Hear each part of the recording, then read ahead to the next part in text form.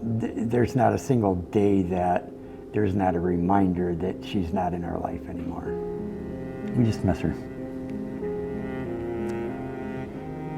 Still, it just doesn't go away. Lisa Knight loved just about everything that came with life in northern Michigan, and the easygoing, happy-go-lucky, quintessential country girl had big plans for her life. Plans that were tragically cut short in June of 2012. Lisa's father, Mark, was getting ready to head home from a trucking run when he learned someone received a disturbing phone call from Lisa and hadn't heard back from her. At that point in her life, she had been into some drugs and the partying stuff, and you hope that maybe she was just hungover someplace. She's going to show up in a couple of days. But I had that gut feeling that wasn't the case. Several more days passed, and there was still no sign of Lisa. That's when state police got involved and determined Lisa was last seen at the home of her ex-husband, Lloyd Frey, in Ossining, just south of Alpena. We determined that she was with Lloyd at his house on June 8th, and according to Lloyd, she was at his house when he went to bed, and when he woke up the next morning, she was gone.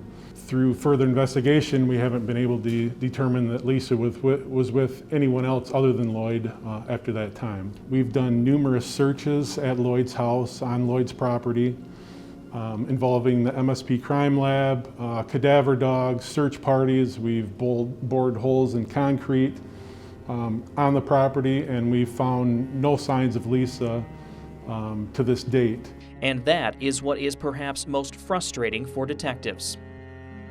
Obviously, Lloyd is a person of interest in the investigation. Having said that, Lloyd's been largely cooperative with us throughout the investigation, so we're still looking for answers. My belief is that someone that we've previously talked to has information that could help us solve this case. But even more frustrating and agonizing has been the nearly decade-long wait for answers Lisa's family has endured.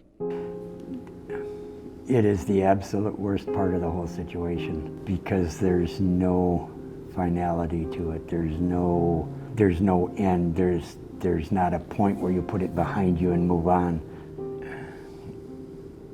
I would like to say that justice would simply be somebody being arrested and tried and having their day in court. As a Christian, justice will be when this person meets their end and has to face God and answer to this.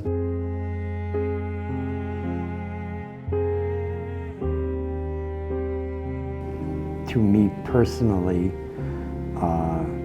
this won't come to an end until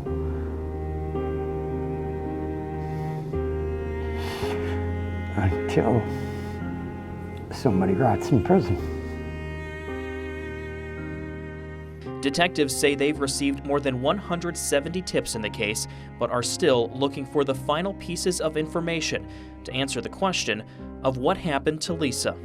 I think at this point in time, if somebody has information, it's time to quit being afraid. There's the people responsible. Everybody has aged. Everybody has been had their life's trials and issues. If somebody, whoever has information, I know there's people out there that have information about this that haven't come forward, there will come a time when they'll answer for not coming forward. Because if they take this secret to their grave, God will judge them for it.